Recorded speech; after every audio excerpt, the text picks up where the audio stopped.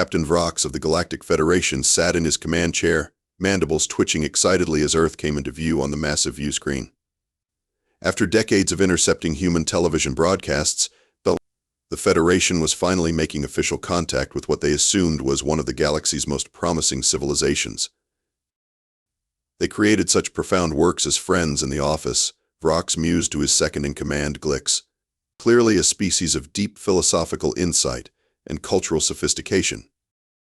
Indeed, Captain, Glix replied, 6 eyes blinking in sequence. And their documentaries about superhuman abilities suggest they've mastered genetic engineering far beyond our capabilities. The sleek Federation ship descended through Earth's atmosphere, aiming for the designated landing zone in Central Park, New York City. The Federation had sent their arrival message 3 days prior, carefully timed for what humans called Monday morning, which their analysts determined must be the most auspicious time in human culture based on how frequently it was mentioned. As the ship touched down at precisely 7:30 a.m. Eastern Standard Time, Vrox straightened his ceremonial robe and prepared to greet what he expected would be Earth's most enlightened leaders. The reception committee waiting on the ground consisted of bleary-eyed government officials, clutching paper coffee cups like lifelines, several yawning military personnel, and one enthusiastic conspiracy theorist who had somehow snuck past security. "Greetings, noble Earthlings," Vrox proclaimed as the ship's ramp extended. "We come in the spirit of galactic harmony and—" Yeah. Could you keep it down a bit?" interrupted a puffy-eyed diplomat named Ted Jenkins. "It's Monday morning, for crying out loud. Some of us haven't even had our second coffee yet." Vrox's antennae drooped in confusion.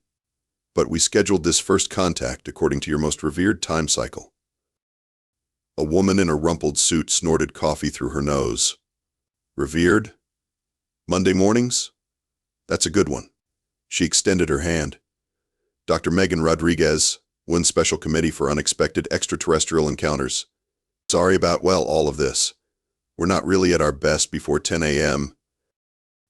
Behind her, 2 officials were arguing about whether to order pizza or sandwiches for lunch, while a third was trying to explain to the conspiracy theorist that but he couldn't ask the aliens about anal probes. Vrox turned to Glix, whispering in their native tongue, "Perhaps there's been some sort of cultural misunderstanding?" Just then, a harried-looking man rushed up to the gathering, tablet in hand. "Sorry I'm late. Traffic was brutal. Some idiot in a Prius tried to take a selfie with the alien ship and caused a 3-mile backup on the FDR drive." Vrox's universal translator struggled with the human's rapid speech pattern, eventually outputting, "Traffic delay due to documentation of alien presence via self-portraiture." "Is this normal?" Vrox asked carefully. Dr. Rodriguez shrugged. "For New York, this is actually a pretty good day. At least nobody's flipping anyone off yet." She took another swig of coffee. "So, space diplomacy. Let's do this. But first, quick question. Do you guys have coffee where you come from?" Captain Vrox's mandibles sagged as the realization dawned on him. The sophisticated, enlightened civilization they had expected based on Star Trek broadcasts was nothing more than wishful thinking. These humans were sarcastic, caffeine-dependent creatures who couldn't even organize a proper first contact without squabbling about lunch options. "Perhaps," Vrox suggested carefully, "we should reconvene after you've had your stimulants?" "God, yes," chorused the human delegation. And thus humanity's grand entrance onto the galactic stage was postponed until after brunch. 3 days after the inauspicious first contact, the Federation Assessment Committee had established temporary headquarters in a hastily repurposed conference center in Geneva. The committee consisted of 7 different species, each responsible for evaluating a different aspect of human civilization. Thax, a gelatinous being responsible for assessing technological advancement, oozed perplexedly over his datapad. "I simply cannot reconcile these contradictions," he bubbled to his colleagues. "These humans have split the atom, mapped their own genome, created artificial intelligence, and yet," he paused dramatically, "they still argue about which direction toilet paper should hang." "Fascinating, isn't it?" chirped Nebel, a feathered analyst specializing in social structures. They've developed global communication networks capable of transmitting petabytes of data in milliseconds, and they primarily use them to share pictures of small felines and engage in anonymous arguments. The assessment team had spent the first day observing a typical office environment, an experience that left them profoundly disturbed. They have meetings about having meetings, Nebel had noted in her official report, and something called passive-aggressive emails that appear courteous but contain subtle dominance challenges. The complexity of their unstated social protocols would be impressive if they weren't so utterly baffling. Today, the team was gathered to discuss their findings thus far. "What about their entertainment?" asked Vrox, who had temporarily joined the assessment team. "Surely their cultural outputs reflect greater sophistication?" Zix, the entertainment and media analyst who resembled a cross between a flamingo and a jellyfish, fluttered his tentacles anxiously. "Well, yes and no. They create incredibly moving artistic works exploring the depths of existence and consciousness.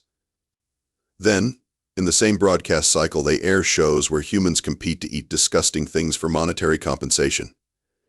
And their mating rituals," exclaimed P. Tula, a furry creature with enormous eyes. "Last night I observed a location they call a nightclub.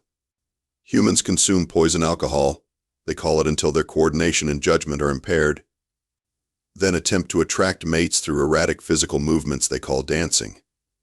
When I asked one participant what they were seeking, they replied, and I quote, 'I dunno, good vibes and maybe a breakfast buddy.'" Vrox's mandibles clicked in distress. "But what about their governance? Surely that shows more coherence." Drelb, the political analyst who resembled a walking stick with eyes, let out a high-pitched whistle that the translator rendered as a sigh. "They have nearly 200 different political entities called countries, each convinced their particular method of organizing society is superior. Some have leaders chosen by popularity contests called elections, where the candidates spend more time insulting each other than discussing policy. Others have hereditary rulers, and still others are controlled by whoever has the most effective weapons.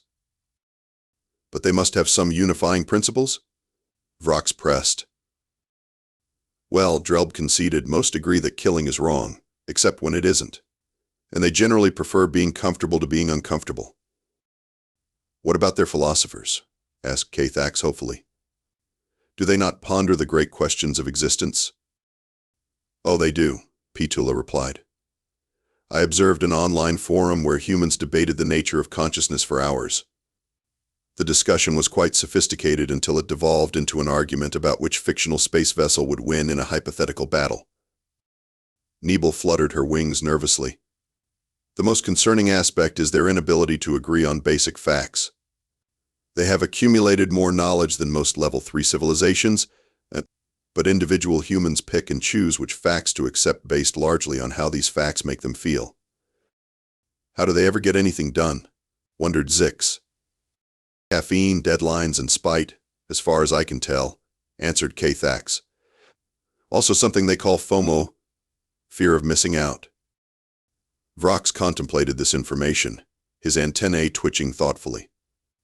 "So what you're telling me is that humans are contradictory, argumentative, emotionally driven creatures who cannot agree on basic principles of civilization, yet somehow manage to advance to the cusp of interstellar travel?" "Precisely," the assessment team chorused. "The Galactic Council is not going to like this," Vrox murmured. "They do not handle anomalies well. We may need to consider the ultimatum protocol." The team fell silent, each analyst contemplating the implications. The ultimatum protocol had only been invoked 3 times in Federation history, and in 2 of those cases the species involved had ultimately been excluded from galactic society. "Perhaps," suggested Petula gently, "we should spend more time understanding them before reaching such a drastic conclusion?" "Unfortunately," Vrox replied, "the Council expects our preliminary assessment within 24 hours. And based on what we've seen so far, I'm not sure how we can recommend anything else." The United Nations General Assembly Hall buzzed with tension and whispered conversations. Representatives from every nation on Earth had gathered for what might be the most important diplomatic meeting in human history. On the central podium stood Captain Vrox, flanked by the Federation assessment team. "People of Earth," Vrox began, his translator converting his clicks and whistles into sonorous English. "After careful evaluation, the Galactic Federation has determined that humanity currently falls short of the minimum standards for civilization as defined by the Intergalactic Charter of Sentient Rights and Responsibilities." A murmur rippled through the assembly. "However," Vrox continued, "given your species' remarkable creativity and adaptability, we are prepared to offer you an opportunity to demonstrate your capacity for civilization. You have 30 standard Earth days to reach a coherent consensus on the basic principles of your society and demonstrate your ability to act as a unified species." The hall erupted into chaos. The Secretary General frantically banged her gavel. "Captain Vrox," she finally managed to interject, "with all due respect, humanity has existed for hundreds of thousands of years with diverse cultures and perspectives. We cannot simply become homogeneous overnight." "Not homogeneous," Vrox clarified, "but coherent. Currently, you cannot even agree on whether to prioritize individual freedom or collective welfare, whether your planetary climate crisis is real, or even—" His mandibles clicked in apparent disbelief. "Whether certain foods belong on circular bread discs called pizza." The Italian delegate stood up immediately. "If Captain Vrox is referring to pineapple, I must insist this is not a matter of debate. It is an abomination." "You see?" Vrox gestured with an appendage. "This is precisely the problem." In the back of the assembly hall, the man in janitorial coveralls quietly mopped the floor, half listening to the proceedings.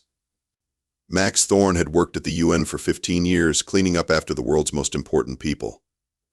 At 45, with salt and pepper hair and perpetual smile lines around his eyes, he was practically invisible to the diplomats and officials who walked past him every day. As the meeting dissolved into heated arguments with nations already forming blocs and alliances to promote their vision of civilization, Max continued his work, moving closer to the Federation representatives almost by accident. P. Tula, the furry Federation analyst, had stepped away from the podium, visibly disturbed by the human reaction. As she retreated to a quieter corner, she accidentally backed into Max's mop bucket. "Oh gosh, I'm sorry about that," Max said, quickly steadying the bucket. "No harm done, though. Can I get you anything? Water, maybe? You folks have been standing up there for hours." Petula stared at Max in surprise. This was the first time a human had addressed her directly as a person, rather than as a representative of the Federation. "Water would be appreciated," she replied cautiously. When Max returned with a glass, he also brought a small package of cookies. "Baked these myself," he explained. "My daughter's recipe. Thought you might like to try something homemade while you're visiting our planet." P. Tula tentatively tasted a cookie, her large eyes widening. "This is complex and delightful. You created these?" "Well, my daughter did most of the work. I just followed instructions." Max shrugged modestly. "Sometimes the best things aren't complicated. Just need the right ingredients and a little care." Their conversation was interrupted as the assembly hall's debate reached new levels of absurdity. Various nations were now proposing wildly different approaches to meeting the Federation's ultimatum. The Scandinavian countries suggested mandatory meditation and empathy training for all citizens. Russia proposed a global military parade to demonstrate disciplined unity. Silicon Valley tech billionaires were lobbying for a planet-wide AI governance system. And a coalition of island nations had suggested that everyone simply learn to hula dance, as no one can be angry while hula dancing. "Is it always like this?" P. Tula asked Max quietly. "Pretty much," Max replied with a gentle smile. "But you know what's interesting? For all their arguing, when real trouble hits, earthquakes, tsunamis, that sort of thing, folks generally pull together pretty quick. Maybe we're not so good at agreeing, but we're not bad at helping when it counts." P. Tula's translator took a moment with this concept, finally rendering it as adversity-activated cooperation paradox. She made a note in her datapad. As Max excused himself to continue his work, P. Tula rejoined the assessment team, where she whispered something to Captain Vrox. The captain's antennae twitched with interest as he glanced toward the unassuming janitor. Meanwhile, the world's leaders finally agreed on one thing: they needed a plan. Operation Civilized Human was about to begin. 48 hours after the Federation's ultimatum, an emergency planetary council had been established in a secret underground facility in Geneva. Representatives from major nations, corporations, and cultural institutions huddled around a massive table, faces grim with determination. "Let me get this straight," said President Eleanor West of the United States, pinching the bridge of her nose. "We have less than 4 weeks to convince a group of advanced aliens that we're a unified, civilized species, when we can't even agree on which system of measurement to use?" "Precisely," replied Premier Lai of China. "Which is why we must create an illusion so convincing that these aliens will not question it." Prime Minister Okafor of Nigeria leaned forward. "You're suggesting we lie to an interstellar civilization capable of vaporizing our planet?" "Not lie," corrected Dr. Hiroshi Nakamura, the renowned anthropologist who had been hastily appointed as Earth's chief cultural advisor. "We simply curate our presentation." What followed was the most ambitious theatrical production in human history. Operation Civilized Human would create a Potemkin village on a planetary scale. Major cities around the world were transformed into showcase zones where carefully selected humans, mostly actors, diplomats, and people who could be trusted not to swear in public, would demonstrate a perfectly harmonious society. Film studios pivoted from their regular productions to create elaborate backdrops. Method actors were given crash courses in playing perfectly reasonable humans. Social media was temporarily sanitized, with AI algorithms filtering out anything confrontational, crude, or involving cat videos with inappropriate soundtracks. 2 weeks into the operation, Federation observers were escorted through the showcase zones. They witnessed humans engaged in thoughtful debate that always ended in respectful agreement. They saw traffic flowing smoothly because drivers politely yielded to one another. They observed workplace environments where meetings started on time and stayed on topic. "It's impressive how quickly they've adapted," Vrox noted to his team as they observed a suspiciously clean and orderly New York subway car. "Perhaps we underestimated their capacity for change." But Nebel, the social structures analyst, fluttered nervously. "Does anything seem off to you, Captain? The humans appear to be following behavioral scripts, and their interactions lack the spontaneity we observed previously." "And where did all the small-wheeled boards on which young humans performed gravity-defying maneuvers go?" asked Zix. "I was particularly interested in studying the sociological significance of the kickflip." P. Tula, who had been unusually quiet during their observations, finally spoke up. "Captain, I recommend we conduct some unscheduled visits. Perhaps without our official escorts?" Vrox considered this suggestion. "That would violate diplomatic protocol." "With respect, sir," P. Tula continued, "I've been studying human cultural outputs. Deception is a common theme. They even celebrate it in something called prank shows and reality television, which paradoxically contains little reality." After some deliberation, Vrox agreed. That evening, disguised in oversized human clothing, which looked ridiculous but was surprisingly comfortable, the assessment team slipped away from their diplomatic quarters. Their unauthorized excursion took them to an area of New York far from the showcase zones. Here the streets were louder, messier, and undeniably more authentic. They passed bodegas with cats sleeping in windows, encountered passionate street debates about basketball statistics, and witnessed a group of elderly humans playing dominoes while cheerfully insulting each other's ancestors. "This," Zix whispered, "this feels more like the humanity we initially encountered." Their exploration ended abruptly when they turned a corner and found themselves facing a familiar figure, Max, the janitor from the UN, who was exiting a small apartment building with a bag of trash. For a moment, both parties froze in mutual surprise. Then Max simply smiled. "Evening, folks," he said casually, as if encountering poorly disguised aliens on a New York street was perfectly normal. "Bit far from the diplomatic quarter, aren't you?" Vrox straightened, abandoning any pretense of disguise. "We are conducting an independent assessment." "Ah," Max nodded knowingly. "Got tired of the dog and pony show, huh?" "Can't say I blame you. Must be boring watching people pretend to be perfect all day." The assessment team exchanged glances. "You are aware of the deception?" Nebel asked cautiously. Max chuckled. "Hard not to be when half my neighbors got hired as extras. My daughter's school got turned into a model educational facility last week. They painted the whole place overnight and replaced the vending machines with fruit stands." He shook his head. "Kids are furious about losing their cheese puffs." "Why are you telling us this?" Vrox asked. "Aren't you concerned about the consequences for your species?" Max set down his trash bag and considered the question. "Look, I've cleaned the UN building for 15 years. I've seen world leaders throw tantrums over seating arrangements and diplomats sneak drinks from their water bottles during prohibition discussions. Humans aren't perfect. Never will be. But we're not all bad either." He shrugged. "Seems dishonest to pretend otherwise." As the aliens digested this surprisingly candid assessment, distant sirens signaled that their unauthorized excursion had been discovered. Security teams would soon converge on their location. "You folks should probably get moving," Max suggested. "But if you want to see the real Earth good and bad parts, I get off work at noon tomorrow. No scripts, no directors, just regular human life. Your call." The assessment team hastily retreated, but not before Petula gave Max an appreciative nod.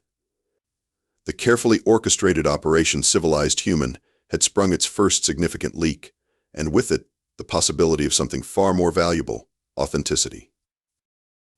The grand ballroom of the Palace of Nations sparkled with crystal chandeliers and polished marble. It was day 28 of the Federation's ultimatum, and Earth's leaders had organized an elaborate gala to showcase humanity's cultural refinement and diplomatic sophistication. Ambassadors circulated in formal attire, engaged in carefully rehearsed conversations about art, philosophy, and sustainable development. Captain Vrox and his assessment team observed from a raised platform, their expressions, insofar as alien faces could express emotion, betraying increasing skepticism. For the past week, following their unauthorized excursion, they had been more critically aware of the theatrical nature of humanity's performances. "Notice how none of them discussed their sports teams with the passion we observed in unsupervised settings," murmured Zix. "And no one has looked at their communication devices in 17 minutes, added Nebel. Previous observations indicated humans check these approximately every 90 seconds. Petula had been unusually quiet throughout the evening. She had spent several afternoons with Max, touring ordinary neighborhoods, family dinners, community centers, and even a particularly chaotic Little League baseball game. What she had seen contradicted everything about the sanitized version of humanity currently on display. Across the ballroom, Max himself moved discreetly among the guests wearing a server's uniform, rather than his usual janitorial coveralls. He had been recruited for the evening's waitstaff specifically because he had proven himself non-threatening to the aliens. As he approached with a tray of champagne flutes, he caught Petula's eye and gave an almost imperceptible eye roll at the artifice surrounding them. Federation Ambassador T. Lork, who had arrived the previous day to make the final civilization assessment, leaned toward Vrox. "Your preliminary reports indicated far more diversity of behavior. This seems suspiciously uniform." "Indeed," Vrox replied carefully. "We are continuing to evaluate." His sentence was cut short as Max, attempting to serve champagne while avoiding a gesticulating French diplomat, lost his balance. As if in slow motion, the tray tilted, sending a cascade of champagne directly onto Ambassador T. Lork's ceremonial robes. The ballroom fell instantly silent. Earth diplomats froze in horror. Security personnel reached for weapons. In the glacial moment that followed, humanity's fate seemed to hang in the balance. "I am so sorry," Max said, breaking the silence as he immediately set down the tray and reached for a napkin. There was no script for this disaster, no diplomatic protocol to follow. Just a genuine human reaction. That was completely my fault. These trays are trickier than they look, and I'm usually pushing a mop, not carrying champagne. To everyone's shock, he began gently dabbing at the ambassador's soaked robes, but completely disregarding the proper protocol of not touching alien dignitaries without explicit permission through formal channels. "It's probably ruined," Max continued, his tone sincerely apologetic rather than fearful. I feel terrible about it. If there's any way to clean it, or replace it, or I don't know what the protocol is for destroying alien formal wear, but I'd like to make it right. Ambassador T. Lork stared at the human, 7 eyes blinking in an asynchronous pattern that the Federation team recognized as their species' expression of surprise. When he finally spoke, his translator rendered his response with an unusual warmth. In 3,000 years of diplomatic service, T. Lork said, "You are the first being to offer a genuine apology without calculating its political advantage." The room remained frozen, no one quite sure what was happening. T. Lork turned to Vrox. "Captain, I believe I have seen enough. This charade has actually been most illuminating, though not in the way these humans intended." He gestured around the ballroom. "All this time they have been showing us what they think we want to see. But their true nature, their actual value, just revealed itself through this small interaction." Glix, who had been unusually silent throughout the assessment period, finally stepped forward. As the most junior member of the assessment team, he rarely spoke in official settings, but now he addressed T. Lork directly. "Ambassador, if I may, during our time here, I've accessed their internet entertainment repositories. Their fictional narratives consistently celebrate the very qualities they've been hiding: adaptability, emotional authenticity, creative problem-solving, even their conflicts, which they've tried so hard to conceal, drive their greatest innovations." T. Lork's upper appendages made a gesture that the translation system rendered as thoughtful agreement. "Most Federation species achieved civilization through rigid adherence to hierarchical structures and suppression of individualistic tendencies," he mused. "We perfected our societies by eliminating unpredictability. But humans," Glix continued, "gaining confidence, they somehow advance because of their chaos, not despite it. Their disagreements force them to consider alternative perspectives. Their emotional connections drive them to overcome seemingly insurmountable obstacles. And they apologize without calculation when they spill drinks," added T. Lork, with what might have been the alien equivalent of a smile. The ballroom remained silent, Earth's diplomats looking increasingly confused about whether this was going well or catastrophically badly. "Perhaps," T. Lork suggested, turning back to the assembled human leaders, "it is time we see the real Earth, not this theatrical production. And perhaps it is time for honesty between our species." And with that simple statement, Operation Civilized Human collapsed like a house of cards in a hurricane. 1 week later, the Galactic Federation Council convened in temporary chambers established in what had previously been a convention center in Geneva. The irony was not lost on Max that the space had most recently hosted a Comic-Con, and faint outlines of superhero promotional banners could still be seen beneath the hasty diplomatic decorations. The atmosphere was tense as Federation representatives arranged themselves around a massive circular table. Earth's leaders, having abandoned the pretense of perfect harmony, were engaged in their usual pattern of shifting alliances and whispered side conversations. Ambassador T. Lork entered with ceremonial gravity, followed by Captain Vrox and the assessment team. The ambassador wore new ceremonial robes, though Max noticed with amusement that a small bluish stain was still visible on one sleeve, apparently kept as a souvenir. "Representatives of Earth," T. Lork began, his translator rendering his complex vocalizations into measured English. "After thorough assessment and considerable debate, the Galactic Federation has reached a decision regarding humanity's status." The room fell silent. Traditionally, species are classified as either civilized or pre-civilized, with only the former granted full membership in our community of worlds. T. Lork paused. "Humanity fits neither category." A murmur of concern rippled through the human delegation. "Your species displays advanced technology alongside primitive conflicts. You create profound art while engaging in childish disputes. You can be simultaneously selfish and remarkably altruistic." T. Lork's 7 eyes blinked in sequence.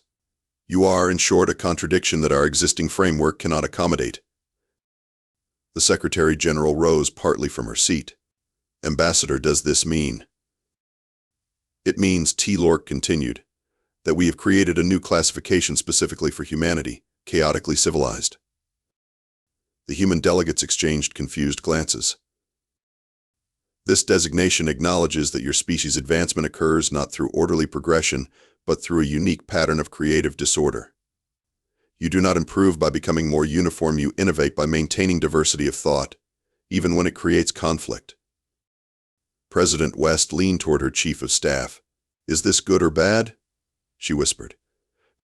T-Lork seemed to anticipate the question. "This classification grants humanity full trading rights, cultural exchange privileges, and protection under Federation law.